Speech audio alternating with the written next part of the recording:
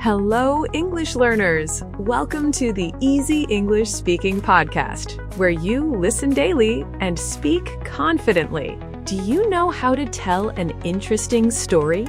How do you start a story in English? And how do you keep people interested? What do you say when something surprising happens? How do you react to someone's story? And how do you finish your story well? Let's learn all of this today. My name is Jennifer.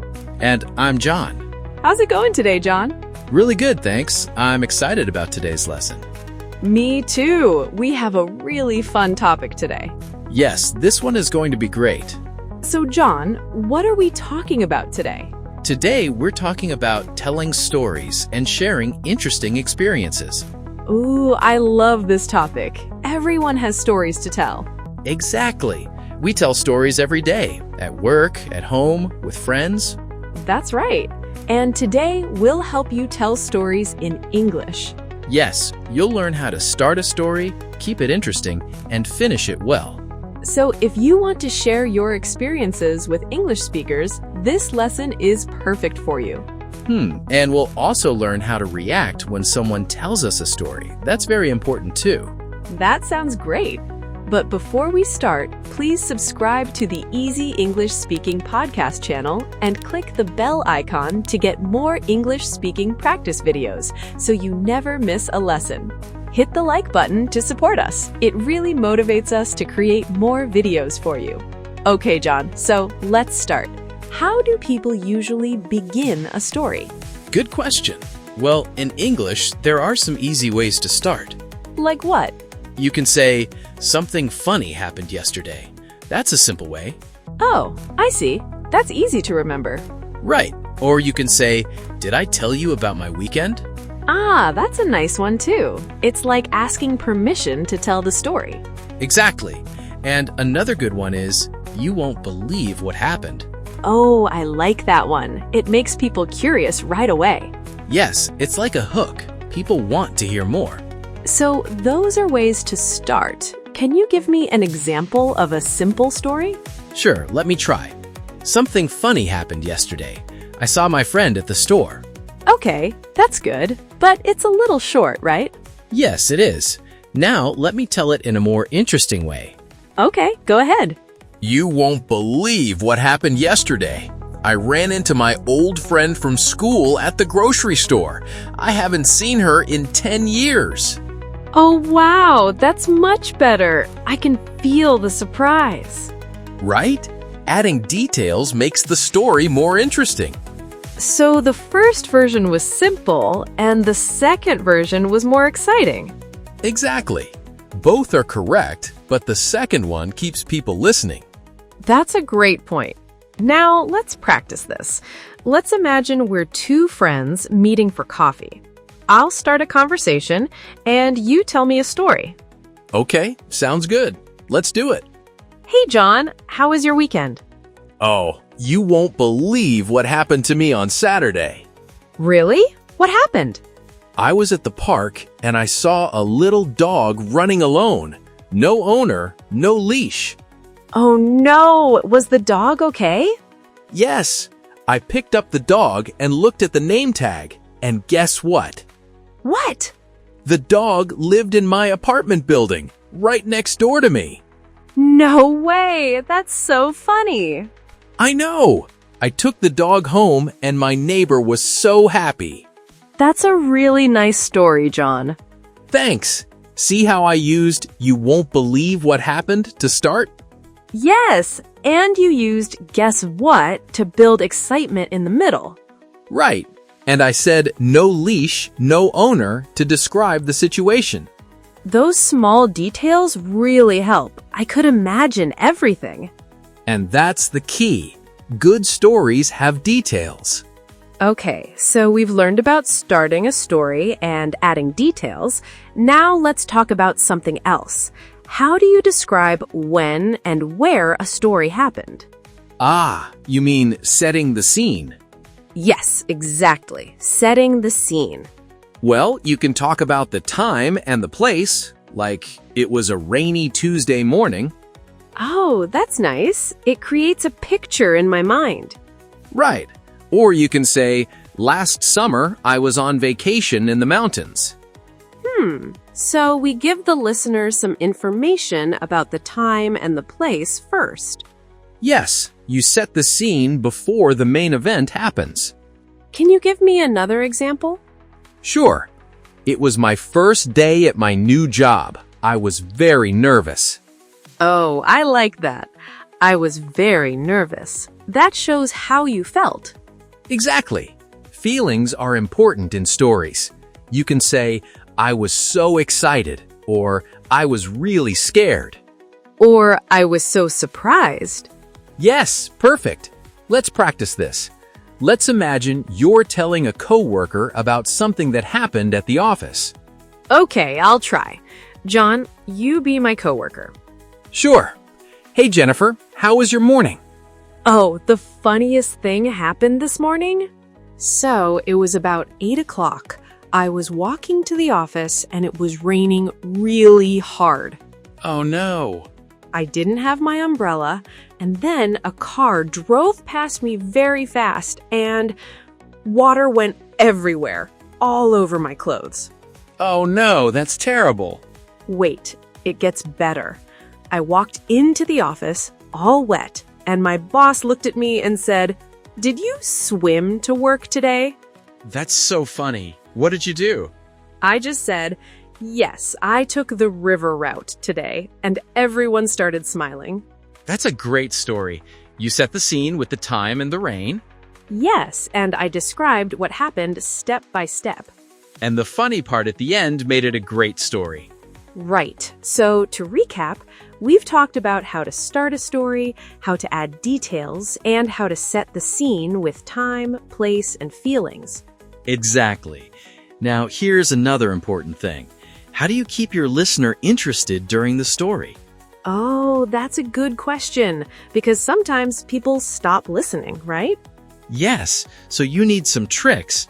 One trick is to use questions inside your story. Like what? Like, and then guess what happened? Or, can you believe that?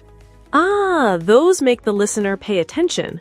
Yes, another trick is to pause before the important part. What do you mean? Well, you slow down and say something like, and then, pause, I open the door, and... Oh, I see. The pause creates excitement. Right, and you can also use words like suddenly or and then. Like, suddenly the lights went off. Perfect. That word suddenly tells the listener something unexpected is coming. Good point. Let's try another role play. Let's imagine we're friends at a party and I'm telling you about my vacation. Okay, let's do it. John, did I tell you about my trip to the beach last month? No, what happened? Okay, so it was a beautiful Saturday. The sun was shining and we were at the beach. Nice. Sounds perfect. It was perfect. We were swimming, eating, having a great time. And then I saw something in the water. What? What was it? At first, I thought it was a big fish, but then it came closer and it was a dolphin. No way. A real dolphin? Yes, a real dolphin. It was swimming right next to us. I was so excited. That's amazing. Did you take a picture? Yes, I did, but my hands were shaking because I was so surprised. That is such a cool story. Thanks. See how I used a pause before the surprise? Yes, you said, and then, and I really wanted to know what happened next. Exactly. That's how you keep people interested. And Jennifer, can I share one more tip? Of course. When you tell a story, use the past tense, like I was walking, I saw, it happened. Oh, that's very important. Past tense for things that already happened. Right. So instead of I go to the beach, you say I went to the beach. And instead of I see a dolphin, you say, I saw a dolphin. Exactly. good. And what about describing things that were happening at the same time? Good question. You use was plus the verb with ing, like I was walking on the beach when I saw the dolphin. I was walking is the background, and I saw the dolphin is the main event. Perfect. You got it. Let me give you another example. I was eating dinner when the phone rang. Oh, that's clear. The eating was already happening, and then the phone rang. Right. This is very useful for telling stories. Let's do a quick practice. Let's imagine we're at a bus stop, and I tell you about something that happened this morning. Okay, let's try it. Hey, John, you'll never guess what happened this morning. What? Tell me. I was getting ready for work, I was brushing my teeth, and I was in a big hurry. Uh-huh. I grabbed my bag, ran out the door, and got on the bus. Everything was fine. Okay, so what happened? I got to the office, opened my bag, and my cat was inside the bag. What? Your cat? No way! Yes, she climbed into my bag when I wasn't looking. Oh my goodness, what did you do? I had to call my husband and say, "Can you please come pick up the cat from my office?" That is so funny. Your coworkers must have loved that. They did.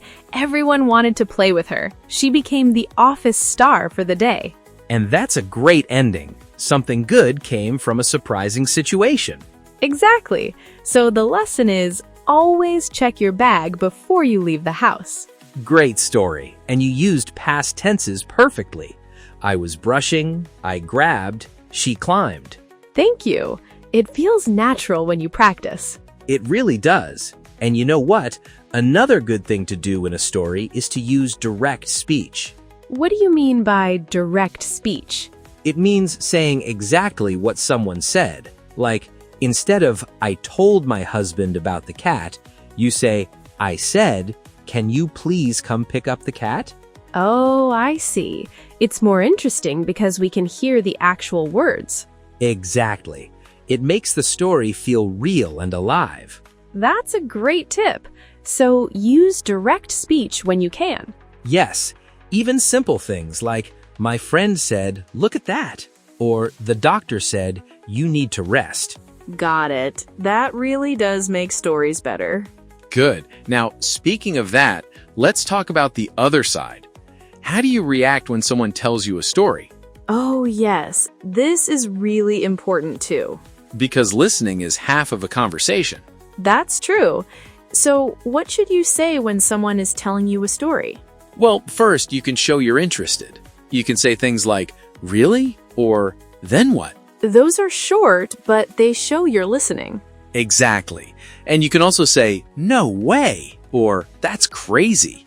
Oh, I use "no way" a lot. It's very natural. It is. And another good one is, "Oh my goodness," for really surprising stories. What about asking questions during the story? Great idea. You can ask things like, "What did you do?" or "How did you feel?" Oh, that keeps the conversation going. Yes. Let me tell you a story and you react naturally, okay? Okay, go ahead. So, last week I was at the supermarket Uh-huh. and I was looking for coffee. I went to the coffee section and I picked up a bag. Okay. And then someone said my name. "John, is that you?" Oh, who was it? It was my teacher from elementary school. I haven't seen her in 20 years. No way! 20 years? That's amazing. I know. She looked a little different, but I recognized her voice right away. What did you say to her? I said, "Mrs. Lopez, I can't believe it's you." And we talked for 30 minutes right there in the store. That's so nice. What did you talk about? She asked me about my job, my family, and she told me she retired last year. That's really sweet. I love stories like that. Thanks. And see how you reacted? You said, "No way," and "What did you say to her?" Those are perfect reactions. Yes, they show that I'm interested and paying attention. Right, and you asked follow-up questions, which is great. That makes the other person feel good too. Absolutely. Let me share one more important thing about reacting. You can also repeat part of the story back. What do you mean? For example, if I say, "I found $100 on the street," you can say, "$100? Really?" Oh, I see. You repeat the surprising part. Yes, it shows you're listening and you're surprised. Let's practice this one quickly. I'll tell you something and you react by repeating the key part. Okay, I'll try. I waited 3 hours at the airport. 3 hours? That's terrible. Perfect. Now another one. I met a famous singer at the coffee shop. A famous singer? No way. Who was it? See, that's exactly right. You repeated a famous singer and then asked the follow-up question. That was fun. It feels very natural to do that. It is. Native speakers do it all the time.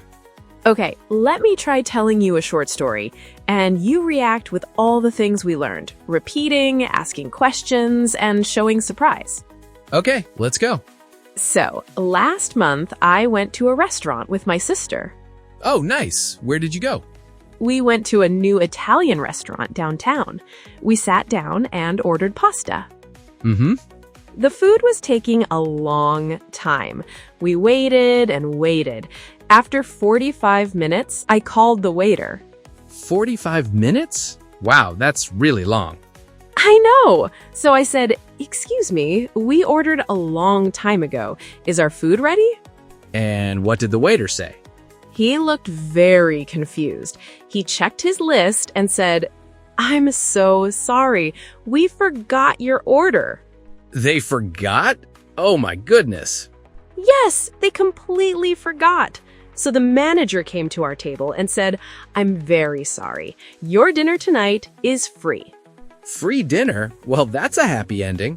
Right? We got a free, delicious dinner. And now that restaurant is actually our favorite place.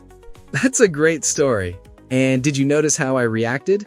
Yes, you repeated things like 45 minutes and they forgot.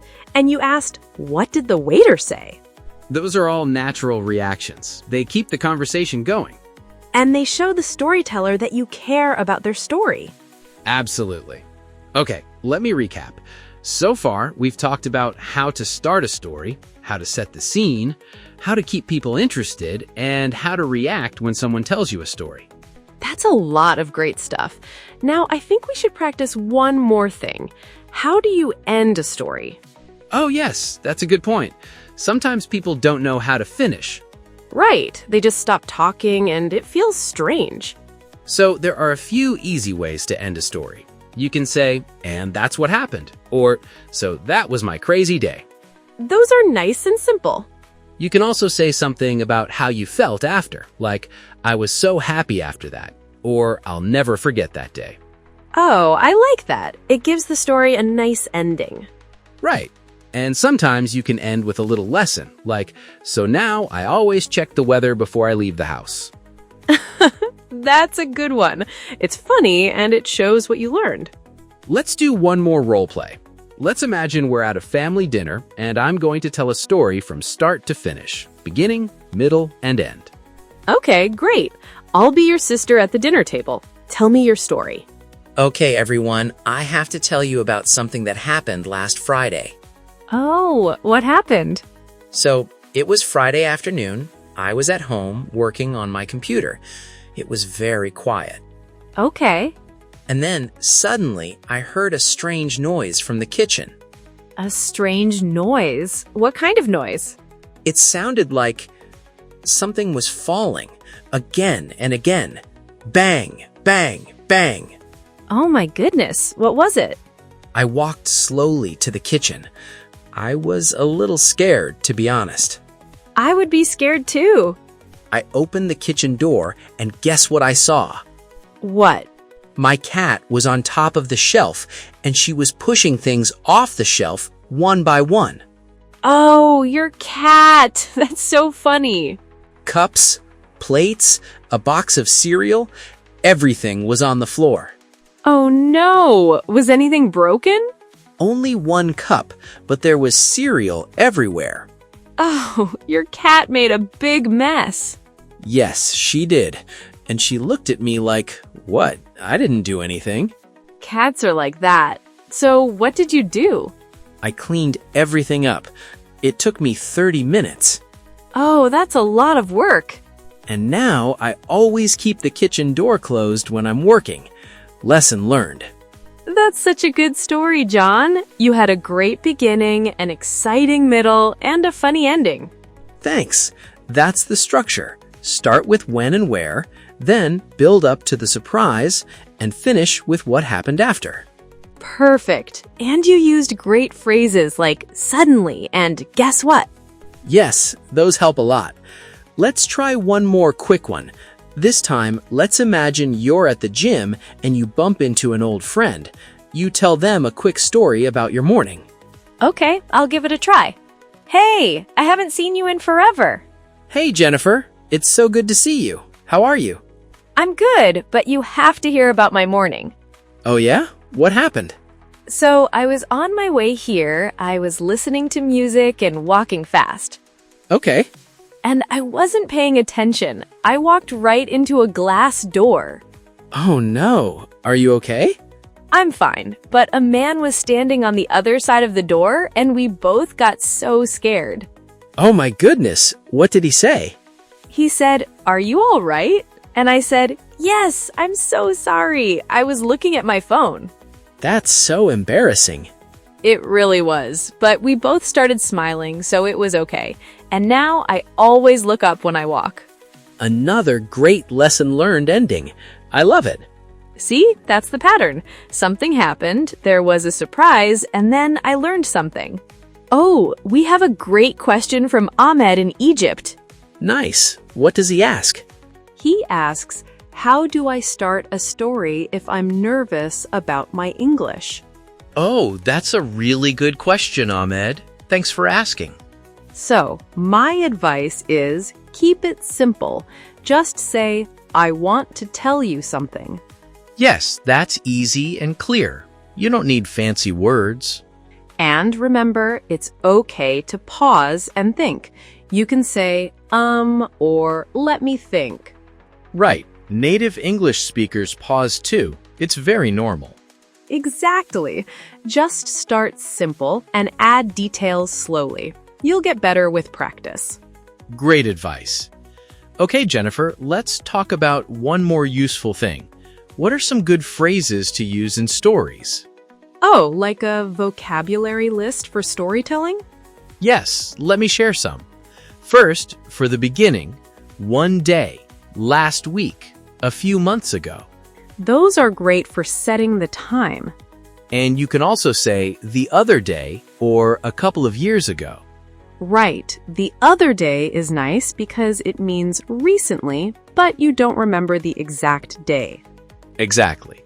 Then for the middle, and then, after that, suddenly, at that moment.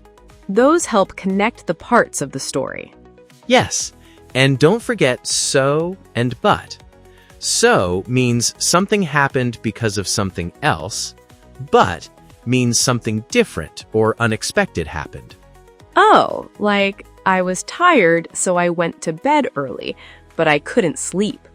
Perfect example.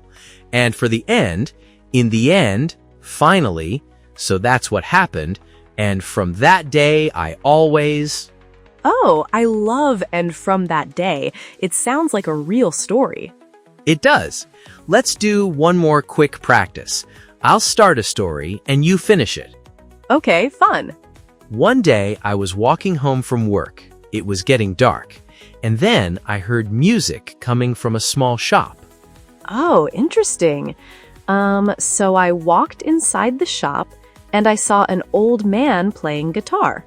Nice. Keep going. The music was so beautiful. I sat down and listened for a few minutes, and then the old man looked at me and said, "Would you like to try?" Oh, that's great. What happened next? I said, "Oh, I can't play guitar." And he said, "That's okay. Everyone starts somewhere." So he showed me how to play one note. I love that. And from that day, I started learning guitar. Now I play a little every evening. That's a wonderful story, Jennifer. Beginning, middle, and end. Perfect structure. Thank you. And see, it doesn't have to be a big, exciting story. Even small moments can be interesting. That's so true. The way you tell it is what makes it special. Okay, so let's do a final recap. What did we learn today? We learned how to start a story using phrases like, "You won't believe what happened," and "Did I tell you about?" We learned how to set the scene by talking about the time, place, and how we felt. We learned how to keep people interested with pauses, questions, and words like "suddenly" and "guess what?" We learned how to react to stories with "no way," "then what?" and "that's amazing." And we learned how to end a story with a nice conclusion, like, "and that's what happened," or "lesson learned." That's a lot of great learning today. Yes, and remember, the best way to get better at telling stories is to practice.